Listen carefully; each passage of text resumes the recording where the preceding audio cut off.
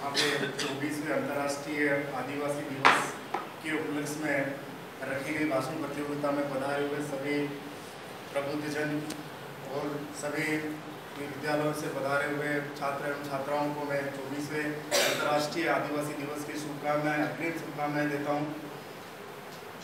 आज जो भाषण प्रतियोगिता रखी, हम देखना चाहते थे कि आदिवासी बालक जो हैं वो अपने आप को कितना अपनी बात को कितना लोगों तक रख सकते हैं और तर्क संगत रूप से रख सकते हैं। इसीलिए हमने विषय भी ऐसा चुना कि मैं आदिवासी हूँ, मुझे आदिवासी होने पर गर्व क्यों है, ऐसी क्या संस्कृति है, ऐसी हम में क्या विशेषता है कि मुझे आदिवासी होने पर गर्व होना चाहिए। फिर मेरी संस्कृति में क्या ऐसा जिससे मैं उस संस्कृति को आज तक अपनाए हुआ हूँ। फिर मेरे को आदिवासियों को क्या क्या अधिकार दिए गए हैं उसे जाने। तो यदि आप बस हमने प्रथम बार कोशिश की है, आपने भी देखा होगा, आपको नए विषय लगे होंगे, फिर आपने कुछ अपने गुरुजनों से पूछा होगा कि सर ये विषय इसके क्या मैटर हो सकता है। तो अब हम जब आगामी 25वां अंतर्राष्ट्रीय आदिवासी दिवस मनाएंगे तब मैं सोचता हूँ, आशा करता हूँ कि इससे भी कई अधिक संख्या में और पूर्ण मनोबल के साथ में यहाँ पे छात्र छात्राएं पधारेंगे। जैसा कि विदित है आपको, यूएनओ द्वारा 1993 को विश्व आदिवासी वर्ष के रूप में मनाया जाता है। उसके बाद में जनेवा में 9 अगस्त 1994 को प्रथम अंतर्राष्ट्रीय आदिवासी दिवस मनाया गया था। अब यूएनओ में क्या कारण थे कि यूएनओ ने ये आदिवासी दिवस घोषित किया। यूएनओ को लगा कि विश्व के समस्त देशों में जो आदिवासी जनसंख्या रहती है, वहाँ के देश उन मूल निवासियों की मूलभूत आवश्यकताओं की अनदेखी कर केवल सरकार चलाने का कार्य कर रही है। तब उसने सोचा कि एक संगठन बनाया जाए जिसके तहत उन्होंने अंतर्राष्ट्रीय आदिवासी दिवस की घोषणा की और उसमें उन्होंने आदिवासियों की जो समस्याएं, शिक्षा, स्वास्थ्य, बेरोजगारी, बंधुआ मजदूरी, इन सभी चीज़ों को उन्होंने लिया और समस्त उसके सदस्य देश, जिसमें भारत भी उसका सदस्य है,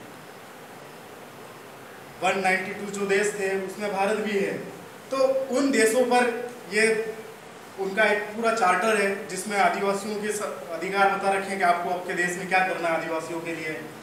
तो जब आप उसको अच्छा सा मैटर ढूंढेंगे, आप जाइएगा और यूएनए के साइट पर, फिर उसमें से आदिवासियों के जो चार्टर है उनको देखिएगा, उसमें क्या लिखा हुआ है। तो उसे लागू करने के लिए उसने समस्त देशों को, उसके सदस्य देशों को कहा।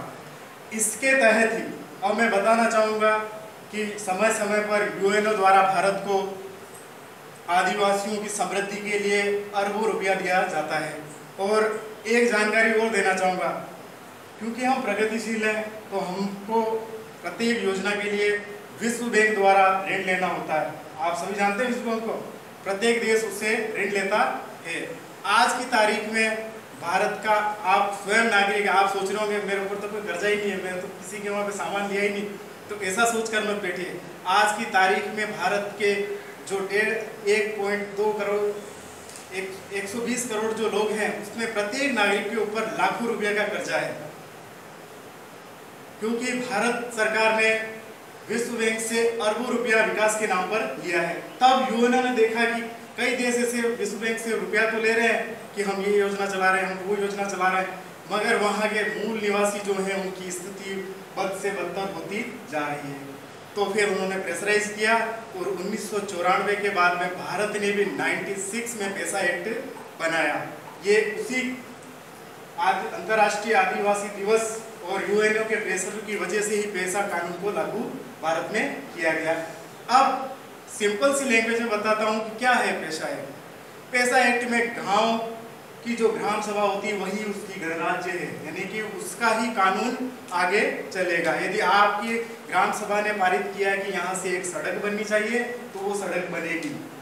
यदि आपने कहा है कि यहाँ पे विद्यालय चाहिए तो विद्यालय होगा, यानी कि आपकी ग्राम सभा का जो निर्णय है वही निर्णय क्या होगा, लागू रहेगा।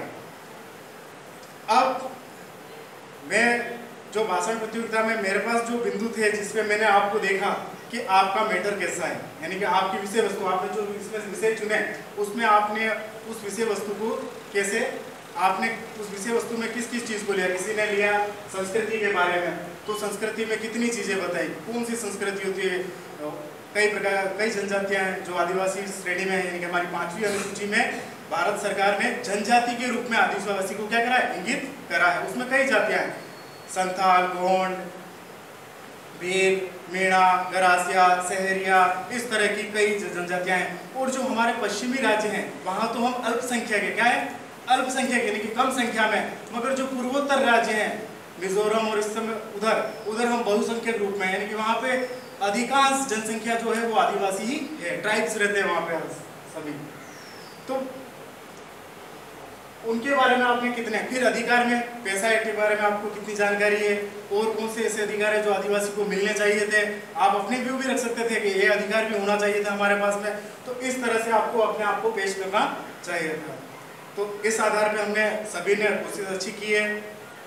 पहली बार मैं भी मंच पे कभी खड़ा हुआ हूँ तो मेरे भी पैर दूचे होंगे, शब्द लड़खड़ाए होंगे, तो इसीलिए सबकी कोशिश काबिल तारीफ है। और मैं आशा करता हूँ कि आगे आप भी और प्रयास करके और अच्छी तरीके से अपने आप को पेश कर पाएंगे। धन्यवाद।